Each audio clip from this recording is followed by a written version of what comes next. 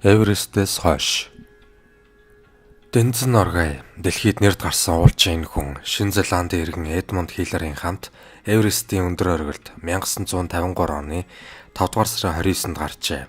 Дэлхийн хамгийн өндөр оргилд авирсан уулчдын ангид 20-од жил оролцсон Дэнзэн Норгай Эверестэд амжилттай авирсныхаа дараа энтгэгт уулын спортын сургууль байгуулж спортын энэхүү яригтай бөгөөд осолтой хэрнээ ихээхэн сонирхолтой төрөлд сонирхогчдыг сургах ажлыг шууд гардаа хийж байсан юм. Тэрээр 50 гаруй жил аж төрсөн Гималай дахь байшиндаа 1986 оны 5 дугаар сард насан өөд болжээ. Түүний үлдээсэн дурсамжаас товчлон нийтэлж байна.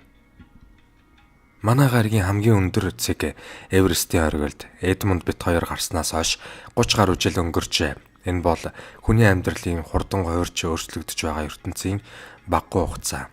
Дээр сэрэгдсэн агаар, цэлмэг хөхтөнгөр, доош аврах том уус харагдах энэ өндөр бөөд оргилд намайг нүр хичээнгүй хөдөлмөрийн он жилүүд авчирсан юм. Би тэр үед 40 орчим настай байв. Эверестийн ангид би 7 удаа оролцсон. Энэ удаагийн хүсэл минь биелэв. Миний нэгэн адил Эверестийн оргилд гарахыг хүсч мөрөөдсөн уулчдын бүхэл бүтэн үеийнхний хүчин чармайлтч тус болсон. Бидний амжилт дуйлаан тарсанд гайхалтгүй. Хотолтойяар ард түмэн болгон өөрсдийнхөө энэ үйл явдлыг ёсчлон тэмдэглэжүүлээ. Дэлхийн хамгийн өндөр бас цастай алга дармын газар Эдмунд бит 2 хөтөлцсөн зогсоод шовх мөсөн оргил сардгуудыг урт хөндөй хоолойнуудыг үүс өргөлжилсэн хязгааргүй уудам орчныг бахархан гарч оргил дээр 15 хормолд болсон байх. Оргилд гарч чадаагүй нөхдөө дурсан санахын сацуу. Оргилд гарсандаа бурхан талархаж амжилттай буцаж буухын төлөө залбирч мөнхүү янз бүрийн зүйл засан дээр зурж бичин дурсгал болгон үлдээсэн билээ. Эверестийг эзэгнэх хүртэл уулчдын хүчийг хоримтлуулах урт удаан хугацаа өнгөрүүлсэн юм. Би ч бас ялгаагүй.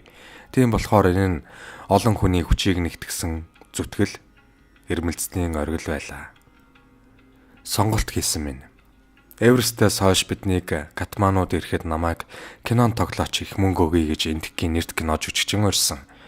Над шиг ядуу хоосон хүн өөнд татагдвал татагдахаар л байсан. Гэвч уулын спортоор хичээлдээ өргөжлүүлэе гэсэн бодол толгойд нь эргэлт боцолтгүй эргэлдэж байлаа.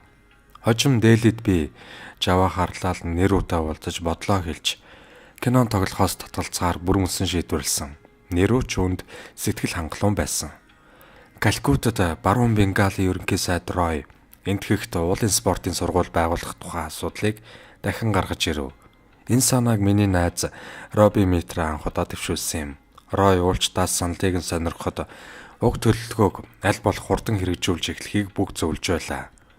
Бидний энэ саналыг Швейцар нөхөд тухайлбал Эверестийн ангид байсан Раймон Ламбер уулчдын шинжилгээнд дэмжлэг үзүүлэх Швейцарын сангийн ажилтан Карл Вебер, Эрист Фойцнер халуунаар дэмжиж дөрвтэй тусламж үзүүлэхээ илэрхийлсэн юм. Ийхүү анхны төсөл боловсруулагдаж сургууль байгуулах үеэр ерөнхий зарчмуудыг удирдлага болгож ажилласан.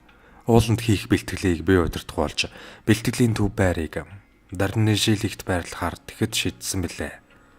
Даржилиг бол уулын спортын уламжлалтай тэгээд ч хамгийн тохиромжтой газар юм. Асуудлыг бүхэлд нь шийдэж Рой бит 2-ыг энтгэрүү буцахад баггүй бэрхшээл тохиолдож байлаа. Рой нэрүүд бидний төлөвлөгөөг танилцуулахад сайшаан дэмжсэн хэдий ч сургуулийн ашигтай байлгахын тулд хангалттай тооны суралцагч олдох хэсгэд эргэлзэж байсан юм.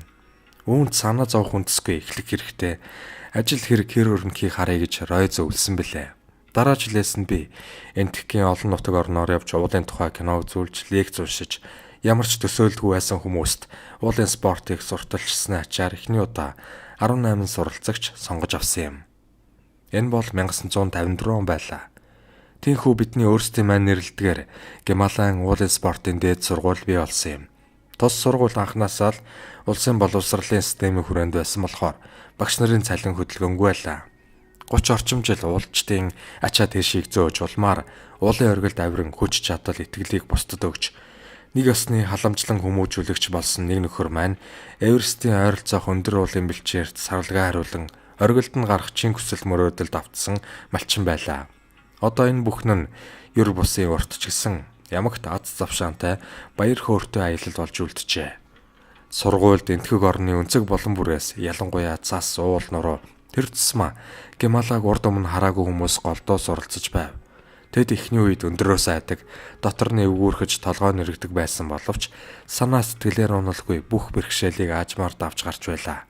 Швейцар нөхөд багж хэрэгслээр хангаж сургагч нарыг бэлтгээ зогсохгүй. Сургалтын тодорхой хөтөлбөр боловсруулж өгдөг байсны дагуу суралцагсад ус цагуур, геолог, газрын зураг, газар зүй, гэрэл зураг, уулархаг нутгийн түүхийн үндсээр онлайн хичээл үздэг юм. Бас сургуулиас олгүй орших ердийн хад асгууд авирч асах дасгалыг өдөрт 2 цаг хийн. Цасны хүн байхгүй гэж би боддог. Эверестэд гарснаасаа хойш Англи болон Европын нэлээд олон орноор аяллаа. Америкийн нэгдсэн улсад, Европ тийм үү, аль эсвэл Австральд хүмүүстэй уулзаж явхад цасны хүнтэй таарлаж байсан хэсэг, ер нь байдаг хэсгийг их сонирхож асуудаг юм. Энэ асуултанд үгүй гэж хариулдагсан. Би цасны хүнийг ерөөсөө хараагүй. Ямар нэгэн улмөрч олдоогүй. Би элдв янзын ан амьтныг их сонирхдог. Сүүлийн 40 жил уулын спортоор хичээлж байсан ч гэлээ. Залуу зандаа үедээ ялгаагүй Соло Колумбийн өндөр ууларгаг нутагт амьдарч байсан болохоор цасны хүн үнэхээр байдаг бол надтай таарлтгал ёстой. Түүнийг олон удаа ирж хайсан. Гэвч талаар өнгөрч байлаа. Тэрж байтугай шарлиг нь ч байдаг гэдгсэн. Гэтэл гадаад төрхийг нь яг тодорхойлон хэлж чадах тийм ойроос харсан хүн байхгүй шүү дээ. Заримдаа би эргэлздэг байсан. Одоо харин цасны хүн гэж байхгүй гэдэгт итгэдэг.